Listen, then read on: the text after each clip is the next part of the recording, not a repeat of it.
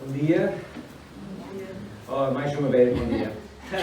Hoje vamos estudar uma doutrina que é ou pode ser polêmica. A doutrina é conhecida por algumas frases, tais como segurança eterna, salvação não se perde. Antes, aliás, de continuar, não sei se o som tem muito eco, que eu estou a ouvir, está tudo bem. Tem um eco. Então, não sei se... alguém vai lá para ver o som. Então, a doutrina é conhecida por algumas frases como segurança eterna, salvação não se perde, ou uma vez salvo, salvo para sempre. É polêmica porque conhecemos pessoas que receberam Jesus como seu Salvador e Senhor, mostraram-se fiéis e elas participaram na igreja, mas depois de algum tempo, seja quanto tempo foi, voltaram às suas vidas antigas ou tornaram-se frias em relação a Deus. A pergunta é: tais pessoas eram salvas, tiveram um relacionamento real e pessoal com Jesus e perderam a sua salvação, ou nunca foram salvas e nunca tiveram um relacionamento salvífico com Jesus? Teólogos dos dois lados do argumento, um lado é a salvação não se perde e o outro é a salvação pode perder-se. Os dois lados têm os seus versículos para apoiar e defender a sua posição. Este tópico é um que, na Bíblia, podemos ver uma tensão, porque, como acabei de dizer, há versículos que parecem contraditórios. Hoje nós vamos ver os versículos, textos e relatos bíblicos que os dois lados usam para perceberem melhor a posição ou o pensamento de Deus neste assunto. Tudo isto dito, eu quero dizer mais uma coisa. Se depois deste estudo chegares a uma conclusão diferente do teu irmão em Cristo, que está sentado ao seu lado, ou que vai a outra igreja, ou se a tua conclusão é diferente do pregador que se fala mal a português, espero que não crias divisões no corpo de Cristo. O que estamos a falar hoje, ou seja melhor dizer assim, o que está em questão hoje é se é possível perder a sua salvação ou não. Não estamos a debater a fonte de salvação, que é Jesus. Não estamos a debater isso. Estamos a falar sobre se uma vez salvo significa salvo para sempre. As igrejas, pastores e cristãos que chegam a uma conclusão diferente do que eu sobre segurança eterna, ainda são os meus irmãos em Cristo. E depois, mesmo com conclusões diferentes, mesmo depois, nós podemos debater o tópico e chegar a conclusões diferentes, mas depois podemos e devemos tomar um copo juntos pode ser um pouco de tinto ou água, mas eu espero que seja o corpo do Senhor, a cálice, Santa Ceia. Vamos ao estudo. O texto que vou usar hoje como base, a base na primeira parte da minha mensagem, é o de João 10. Abrem, faz favor, as vossas Bíblias em João 10, 22 a 30. João 10, versículos 22 a 30. Versículo 22. Era inverno e em Jerusalém celebrava-se a festa de consagração do templo. Jesus passeava no templo, na parte conhecida pelo Pórtico de Salomão. Agora, gostaria que parássemos aqui por alguns minutos para perceber o contexto do texto. Desde logo, sabemos que se celebrava uma festa. E como se chama a festa? Diga? Da dedicação. Da consagração, a dedicação do templo.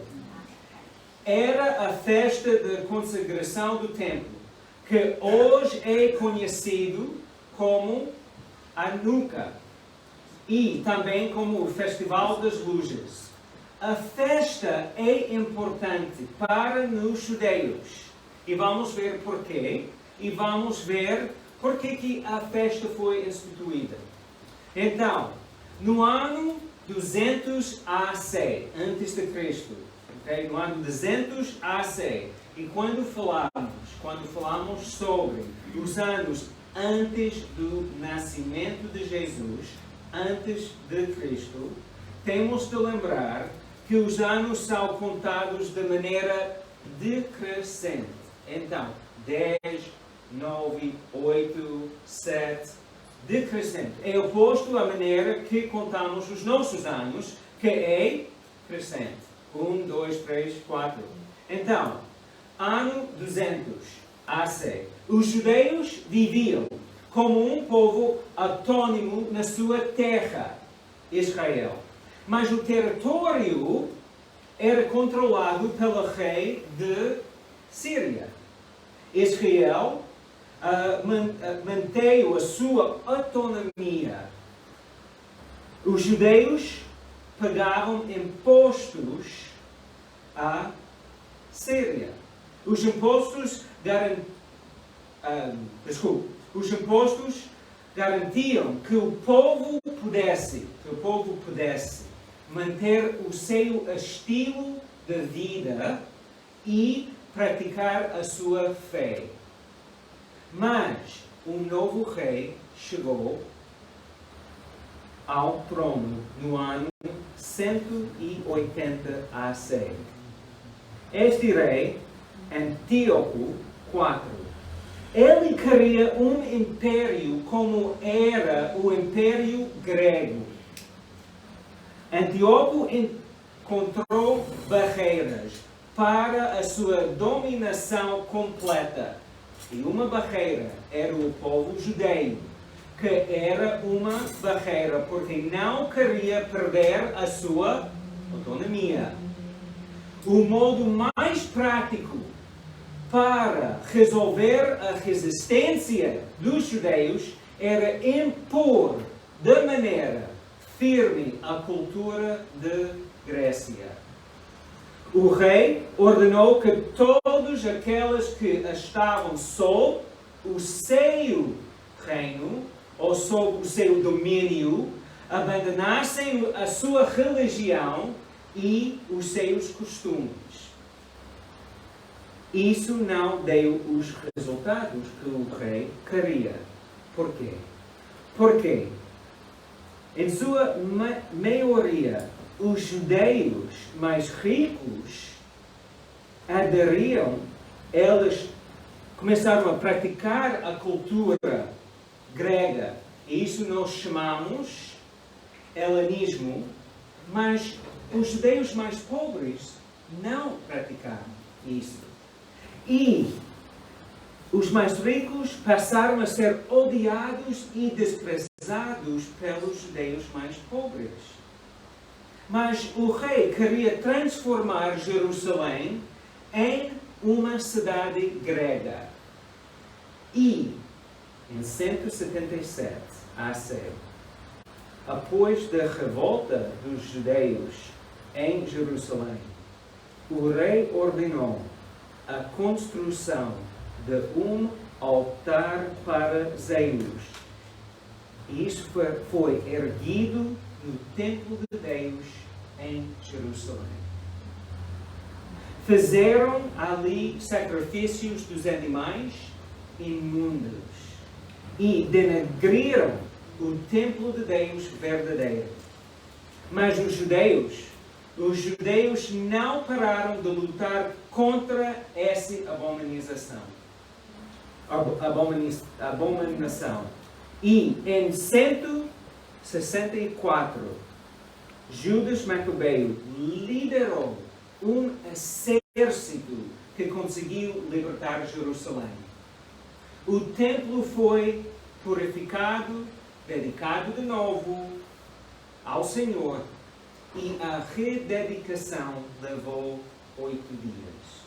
Naquele tempo, as lâmpadas usaram azeite, e o azeite usado nas lâmpadas no templo tinha de ser consagrado, mas não havia azeite consagrado suficiente para 8 dias.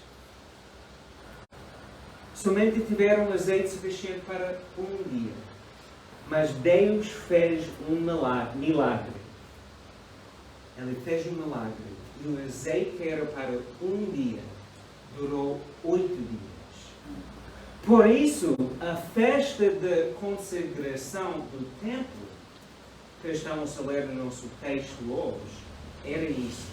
Elas estavam a lembrar o que tinha acontecido quando o templo foi rededicado a Deus. Era esta festa que estava a ser celebrada no nosso texto hoje. Muitas pessoas estavam em Jerusalém, no templo. E vamos voltar ao texto agora. Então, versículo 24 de João 10. Os judeus rodearam-no, Jesus. Então, Jesus estava ali, os judeus rodearam-no e perguntaram-lhe: até quando nos trazes na dúvida? Diz-nos claramente se és ou não o Messias. Outras versões diz claramente se és ou não o Cristo. Versículo 25. Já o disse, Jesus está a responder, já o disse, mas não querem acreditar. Respondeu-lhes: as coisas que eu faço por ordem do meu Pai falam por mim. Mas vocês não acreditam porque não são das minhas ovelhas. As minhas ovelhas obedecem à minha voz, eu conhecerás e elas seguem. Versículo 28. Dou-lhes a vida eterna e elas nunca mais hão de morrer. Nem ninguém as poderá arrancar da minha mão. Aquilo que o meu Pai me deu é o mais importante. Por isso, ninguém as pode arrancar das mãos do meu Pai. Eu e o Pai somos um. Nestes versículos, encontramos os líderes dos judeus a confrontar Jesus e os seus discípulos durante a festa que sublinha a libertação do povo para ter autonomia de adorar Deus. Mas, mesmo a celebrar esta grande vitória, o povo era dominado por outro império, o Império Romano.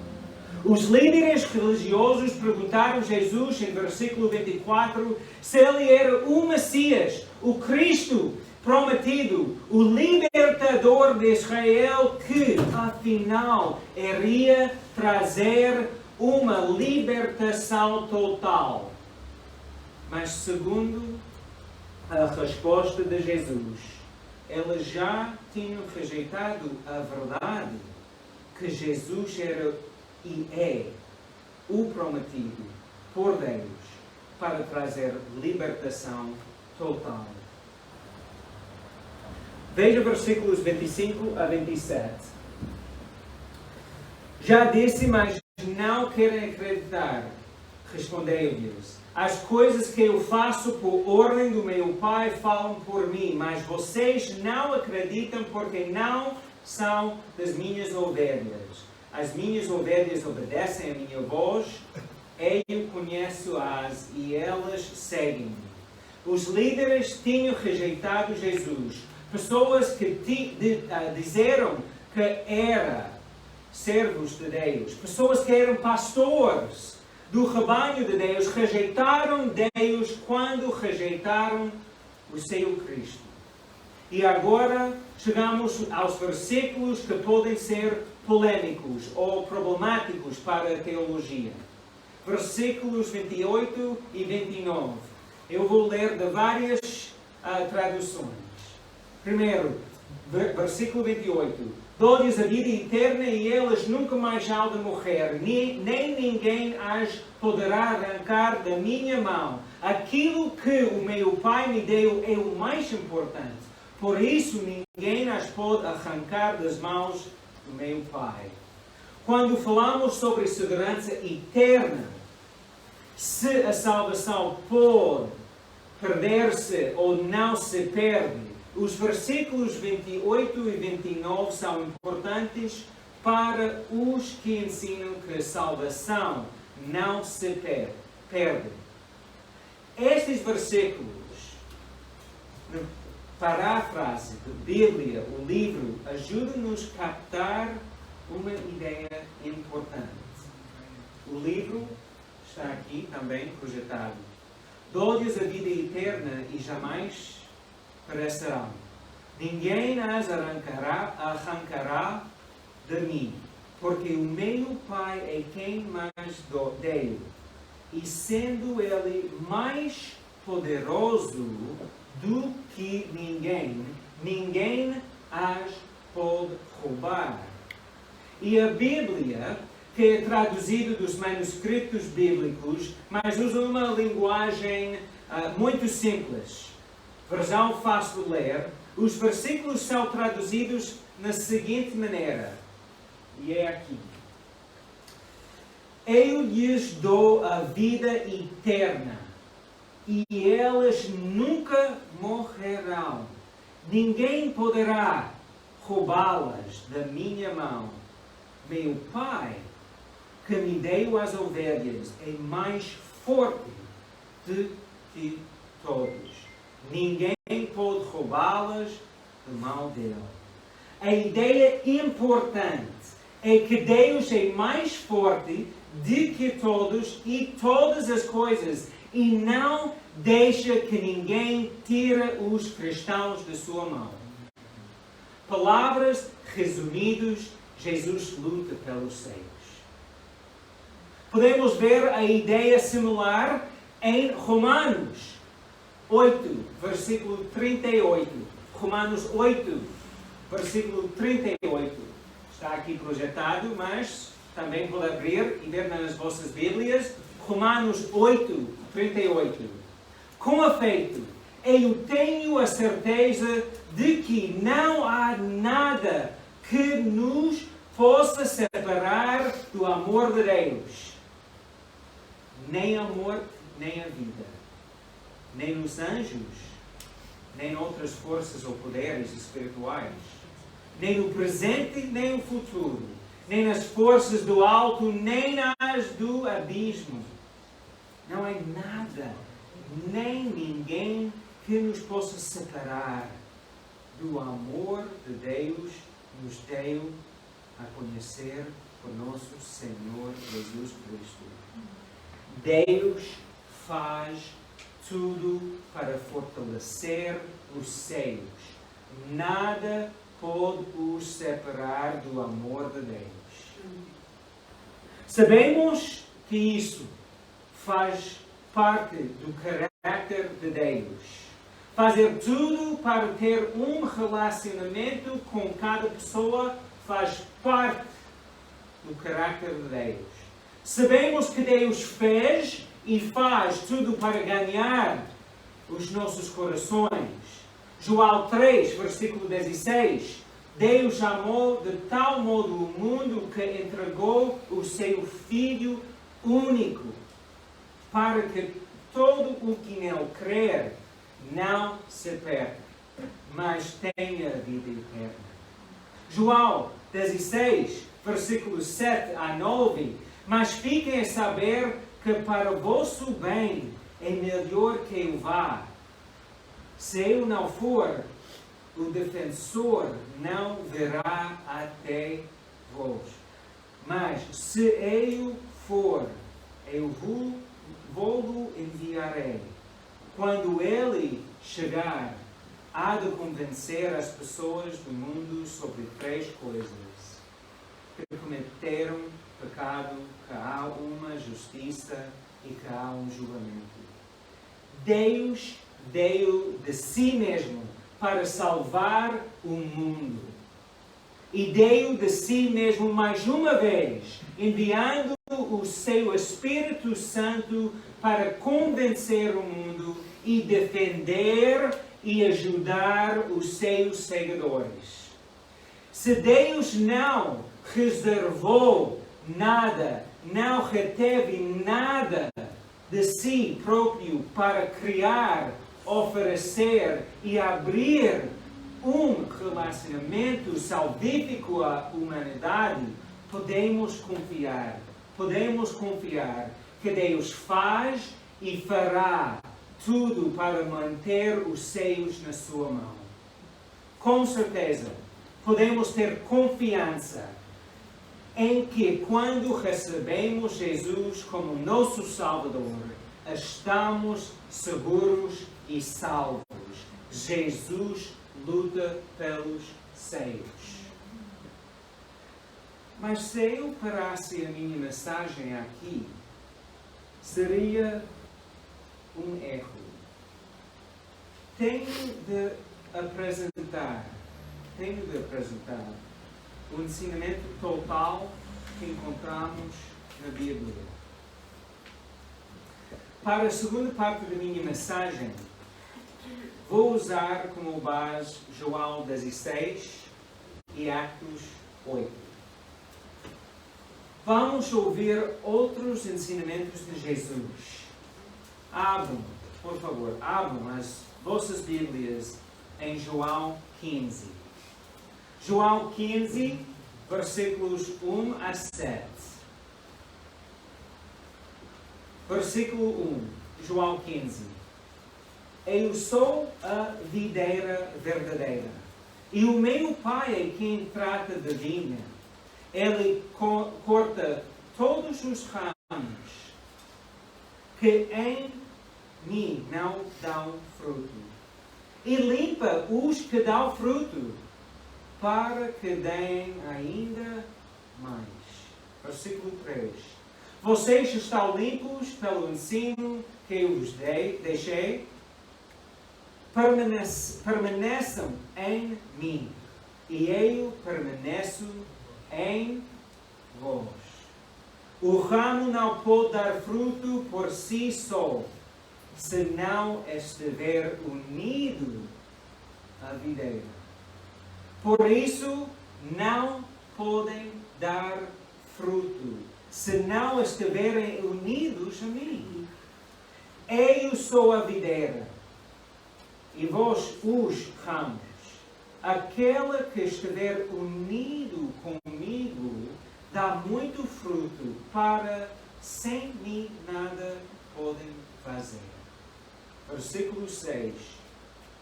Todo aquele que não estiver unido a mim é lançado fora, como um ramo e seco. Tais ramos são enfechados e lançados ao fogo para arderem. Se continuarem unidos a mim e não esquecerem as minhas palavras, hão de receber tudo quanto pedirem. Nisto consiste a glória do meu Pai, que deem muito fruto e que se comportem como meus discípulos. Jesus está a falar com os seus discípulos. Ele está a ensinar os seus discípulos. Ele está a ensinar-lhes sobre perseguições e que eles vão passar com dificuldades. E preste atenção aos versículos 4, 6 e 7. Jesus disse: permanecem em mim, continuarem unidos a mim. E os que não estiver unido a mim é lançado fora. Jesus ensinou claramente que é possível não permanecer nele. É possível não continuar unido a ele. Vamos ver agora Atos capítulo 8. Atos 8. Vamos ver o que aconteceu quando Filipe foi à capital de Samaria para evangelizar, para compartilhar a boa nova. Naquela cidade vivia um homem que se chama Simão. Ele era um praticante de artes mágicas, um feiticeiro. E ele teve muito poder. Era mesmo conhecido na cidade.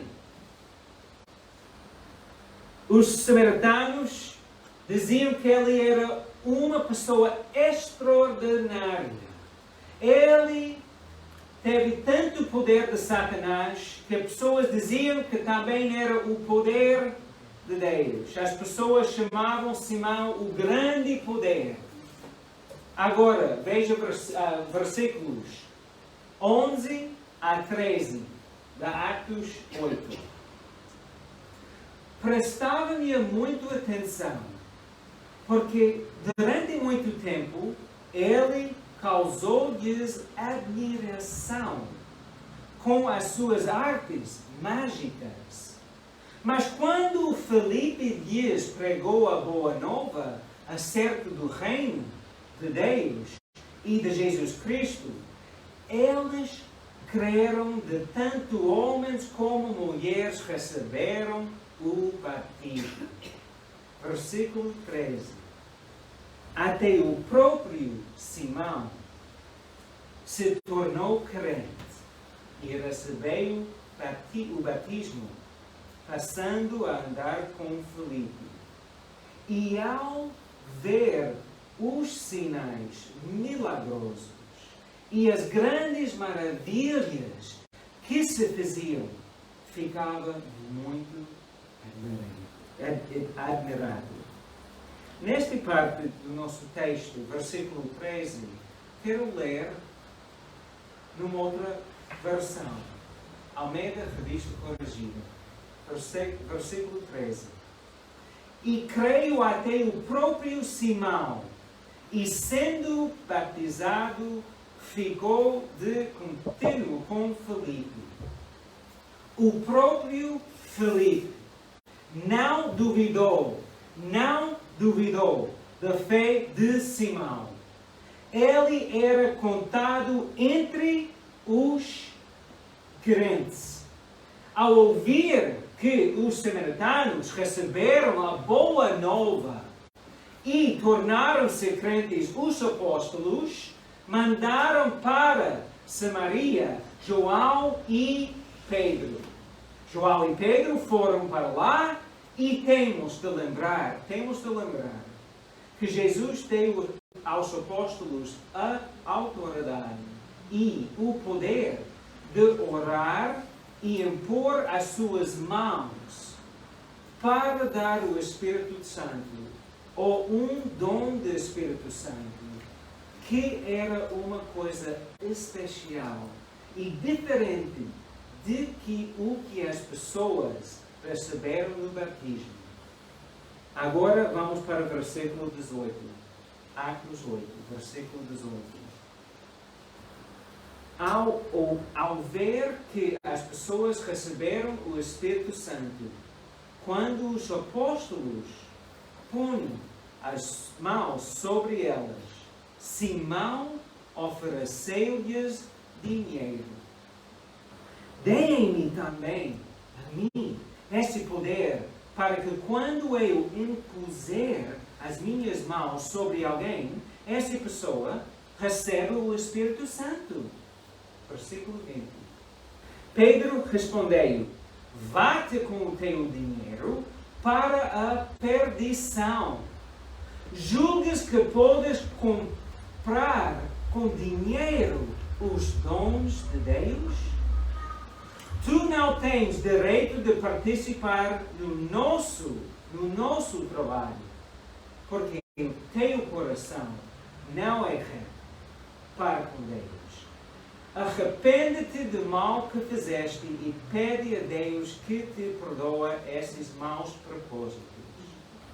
Pois vejo que estás cheio de amargura e preso à tua maldade. Simão respondeu-lhes: peçam vocês por mim ao Senhor, para que nada do que disseram me aconteça. Podemos ver aqui neste texto alguém que confessou fé em Jesus e foi batizado, considerado parte da igreja, mas acabou por desviar-se.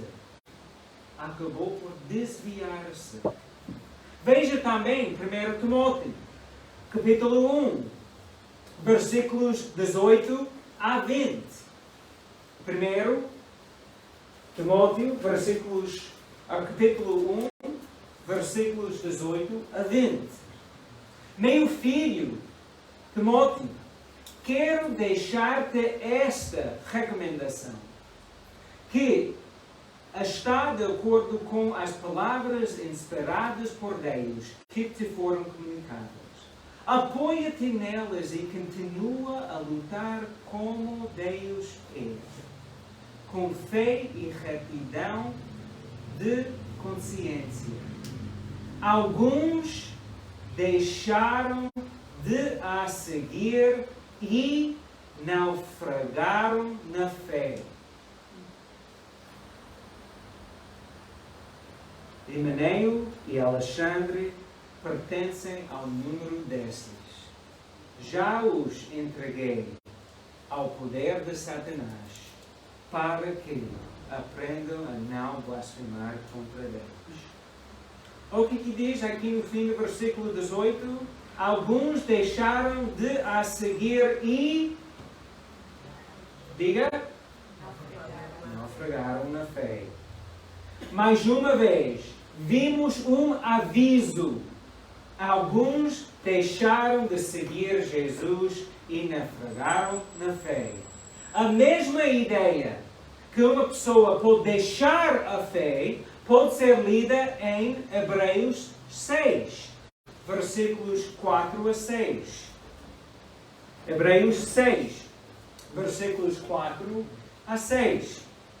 Ora, é impossível que aqueles que uma vez receberam a luz de Deus, participaram do Espírito Santo, versículo 5, experimentaram o gosto da palavra de Deus e sentiram as maravilhas do mundo do futuro. Se é impossível que esses que abandonaram a fé sejam novamente trazidos ao arrependimento. É que elas crucificam de novo o Filho de Deus com as suas próprias mãos e expõem-no publicamente à injúria. Agora, podemos ver que tem versículos que abrem a porta para a possibilidade de ser um seguidor de Jesus e deixar de o seguir.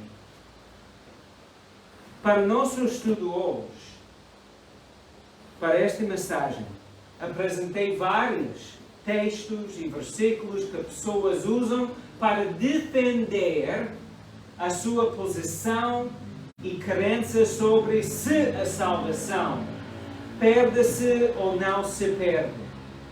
Vimos que verdadeiramente há uma certa tensão na Bíblia acerca desta ideia. Então, o que é que temos de fazer? Como é que podemos aplicar estes versículos às nossas vidas para fortalecer a nossa fé? Tenho 4 aplicações. Aplicação 1. Quando alguém torna-se um cristão, um seguidor de Jesus, está a sujeitar-se à autoridade de Jesus. Está a apegar-se a Jesus. E a sua vida não é sua. Está sob controle de Jesus. Ser cristão significa que eu tenho um Senhor. Significa que tu tens um Senhor. Jesus, como Senhor da minha vida, da tua vida, é soberano e manda. Quando alguém recebe Jesus, está a apegar-se a Jesus. Aplicação 2. Jesus protege os seus. João 10, versículos 28 e 29.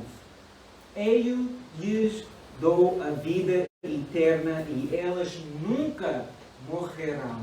Ninguém poderá roubá-las da minha mão. Meu Pai, que me deu as ovelhas, é mais forte do que todos. Ninguém pode roubá-las da mão dele. Deus não vai deixar que ninguém roube ou tire crentes do seu reino. Deus não vai deixar que isso aconteça. A vida é difícil e complicada, mas podemos confiar que Deus está ao lado dos cristãos, que está a fazer tudo para os proteger e fortalecer. Deus está a fazer tudo para fortalecer e proteger os cristãos. Perder a tua salvação é uma decisão que somente tu podes fazer. A desapegar-te de Jesus é somente uma coisa que tu podes fazer.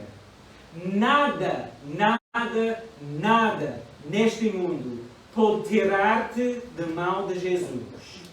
Romanos 8, 38 e 39. Com efeito, eu tenho a certeza de que não há nada que nos possa separar do amor de Deus. Nem a morte, nem a vida. Nem os anjos, nem outras forças ou poderes espirituais. Nem no presente, nem no futuro. Nem as forças do alto, nem do abismo. Não há nada, nem ninguém que nos possa separar do amor de Deus, que Deus nos deu a conhecer por nosso Senhor Jesus Cristo. Deus é fiel e faz tudo para manter os cristãos no seu reino.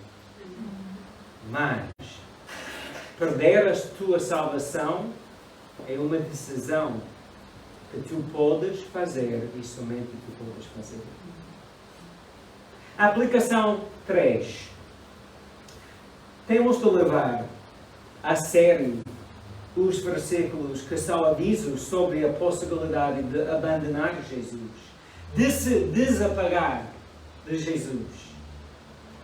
Estes versículos estão na Bíblia para direcionar as nossas vidas e fé.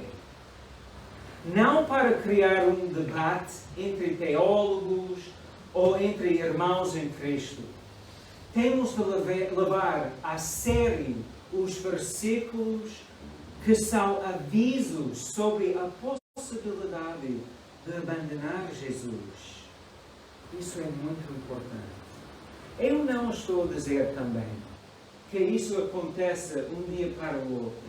Ou se pecar hoje significa que logo perdeu salvação. Salvação não funciona assim.